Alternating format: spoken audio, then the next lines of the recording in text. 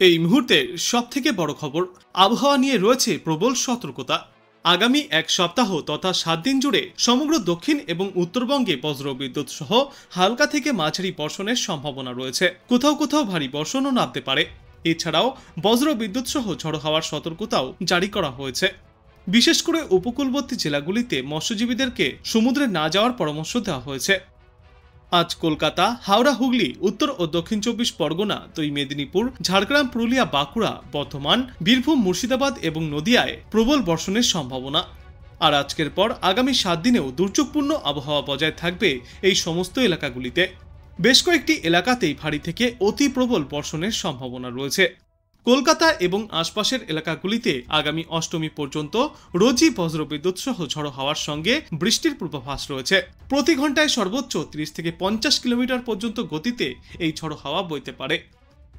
উপকূলবর্তী এলাকা অর্থাৎ পূর্ব ও পশ্চিম মেদিনীপুর এবং দক্ষিণ 24 পরগনায় আজ থেকে আগামী 27 তারিখ পর্যন্ত প্রতি ঘন্টায় সর্বোচ্চ 45 কিমি বেগে ঝড়ো হাওয়া এবং অশান্ত সমুদ্রের পরিস্থিতি তৈরি হতে পারে। ইতিমধ্যেই তাই আবহাওয়া দপ্তর থেকে জেলেদের উদ্দেশ্যে সমুদ্রে না যাওয়ার পরামর্শ দেওয়া হয়েছে। ভারী বর্ষণের সম্ভাবনা রয়েছে পূর্ব ও পশ্চিম বর্ধমান, পূর্ব ও পশ্চিম মেদিনীপুর, ঝাড়গ্রাম, বাঁকুড়া এবং দক্ষিণ 24 পরগনা জেলার কিছু অংশে। এই সমস্ত এলাকাগুলিতে 7 থেকে 20 মিলিমিটার পর্যন্ত বৃষ্টিপাত চলবে। বিশেষজ্ঞরা জানিয়েছেন, চলতি সপ্তাহেই উত্তর বঙ্গোপসাগরে ফের একটি নিম্নচাপ তৈরি হওয়ার সম্ভাবনা দেখা দিয়েছে। নিম্নচাপটি ওড়িশা উপকূলের কাছে এসে অবস্থান করতে পারে। এর জেরেই পুজোতে বৃষ্টি বাড়বে দক্ষিণবঙ্গে। বৃহস্পতিবার থেকেই সমুদ্র উত্তাল হওয়া শুরু করবে। ইতিমধ্যেই তাই মৎস্যজীবীদের উদ্দেশ্যেও সতর্কতা জারি করা হয়েছে। আপাতত বৃহস্পতিবার পর্যন্ত বিক্ষিপ্তভাবে ঝড় বৃষ্টি থেকে বজ্রপাত চলবে দক্ষিণবঙ্গের জেলাগুলিতে। 26 থেকে 29 সেপ্টেম্বর পর্যন্ত দক্ষিণবঙ্গের সব জেলাতেই বিক্ষিপ্তভাবে বৃষ্টির সম্ভাবনা। ভারী বৃষ্টিরও পূর্বাভাস রয়েছে কিছু কিছু অংশে।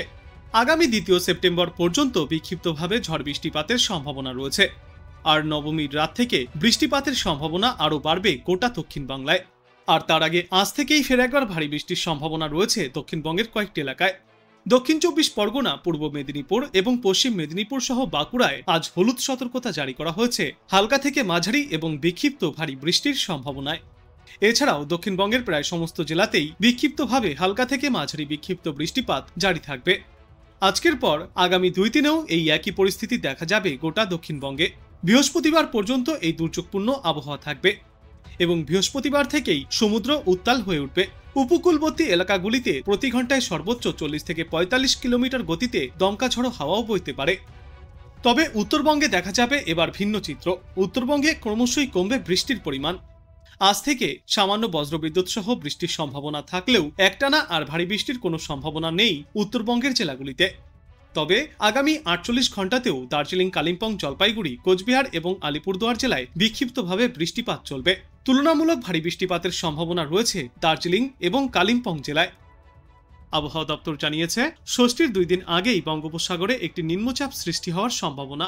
এর জেরেই উৎসবের দিনগুলিতে বৃষ্টি নামতে পারে সমগ্র বাংলায়। তৃতীয়া থেকে সমুদ্র উত্তাল হওয়ার ইঙ্গিতও মিলেছে। ফলে মৎস্যজীবীদেরকে আগেভাগেই সতর্ক করেছে আবহাওয়া দপ্তর। আগামী কয়েকদিনে দক্ষিণবঙ্গের 4 জেলা অর্থাৎ দক্ষিণ 24 পরগনা, পূর্ব মেদিনীপুর, পশ্চিম মেদিনীপুর এবং ঝাড়গ্রামে ভারী বৃষ্টিপাতের সম্ভাবনা। আজ থেকে আগামী বৃহস্পতিবার পর্যন্ত এই বর্ষণ জারি থাকবে।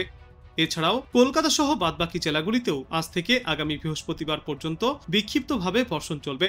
এই বর্ষণের সঙ্গী হতে পারে বজ্রপাত এবং দমকা ঝড়ো বাতাস।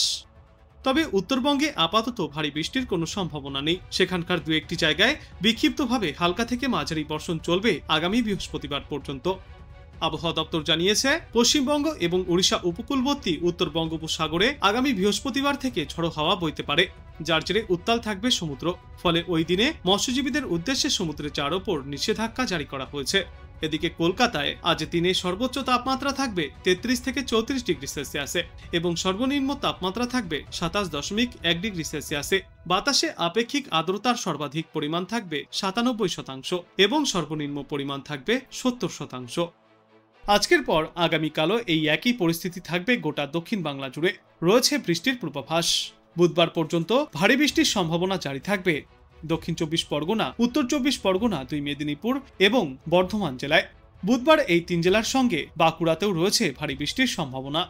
আর এই সময়ে দক্ষিণবঙ্গের জেলাগুলিতে সর্বোচ্চ তাপমাত্রা থাকবে 33 থেকে 34 ডিগ্রি সেলসিয়াসে, সর্বনিম্ন তাপমাত্রা থাকবে 26 থেকে 27 ডিগ্রি সেলসিয়াসে।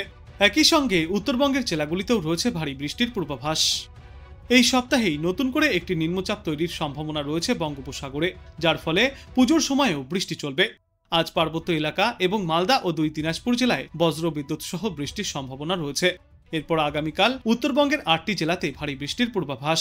দার্জিলিং, কালিম্পং, কোচবিহার, জলপাইগুড়ি এবং আলিপুরদুয়ার জেলায় ভারী বৃষ্টির সম্ভাবনা রয়েছে। আবহাওয়া দপ্তরের পূর্বাভাস অনুযায়ী উত্তর আন্দামান সাগর এবং সংলগ্ন মায়ানমার উপকূলে একটি ঘূর্ণাবর্ত অবস্থান করছে। এই ঘূর্ণাবর্তটি এগিয়ে আজ বিকালের মধ্যেই উত্তর বঙ্গোপসাগরে এসে পৌঁছাবে, কিন্তু তার আগে এর জেরেই 25 সেপ্টেম্বর উত্তর পূর্ব বঙ্গোপসাগরে একটি নিম্নচাপ তৈরির সম্ভাবনা রয়েছে। আগামী বুধবার পর্যন্ত বিক্ষিপ্তভাবে বজ্রবিদ্যুৎ সহ বৃষ্টির সম্ভাবনা থাকছে গোটা দক্ষিণ বাংলায়। সেই সঙ্গে উপকূলের জেলাগুলিতে ভারী বৃষ্টির সম্ভাবনা রয়েছে। কলকাতা সহ সব জেলাতেই আগামী বুধবার পর্যন্ত বিক্ষিপ্তভাবে বজ্রবিদ্যুৎ সহ হালকা থেকে মাঝারি বৃষ্টির সম্ভাবনা। সেই সঙ্গে ঘন্টায় 30 থেকে 40 কিলোমিটার গতিতে ঝড়ো বাতাস বইবে। অন্যদিকে উত্তরবঙ্গের পূর্বাভাসে বলা হয়েছে, আপাতত উত্তরবঙ্গে বৃষ্টির পরিমাণ আজ কিছুটা কম থাকলেও আগামীকাল থেকেই ফের উত্তরবঙ্গের জেলাগুলিতে বৃষ্টির সম্ভাবনা বাড়তে চলেছে। পার্বত্য জেলাগুলির পাশাপাশি মালদা এবং 2 দিনাজপুর জেলায় বজ্রবিদ্যুৎ সহ বৃষ্টির সম্ভাবনা। এই সোম থেকে বুধবার পর্যন্ত দার্জিলিং, কালিম্পং, কোচবিহার, জলপাইগুড়ি এবং আলিপুরদুয়ার জেলায় বিক্ষিপ্তভাবে ভারী বৃষ্টির সম্ভাবনা রয়েছে। তারপর আগামী বৃহস্পতিবার নাগাদ এই বৃষ্টির পরিমাণ এবং ব্যাপকতা কিছুটা কম থাকবে এবং ফের শুক্রবার থেকে উত্তরবঙ্গের জেলাগুলিতে আরও একবার প্রবল বৃষ্টির সম্ভাবনা। আজ কলকাতার জন্য বলা হয়েছে, আগামী 24 ঘন্টায় কলকাতা এবং পার্শ্ববর্তী এলাকাগুলিতে বজ্রবিদ্যুৎ সহ বৃষ্টির সম্ভাবনা। সারাদিনই আকাশ থাকবে আংশিক মেঘলা। বৃষ্টি হলে সাময়িক স্বস্তি মিলতে পারে আর্দ্রতাজনিত অস্বস্তি থেকে, তবে তা বেশি সময়ে স্থায়ী হবে না।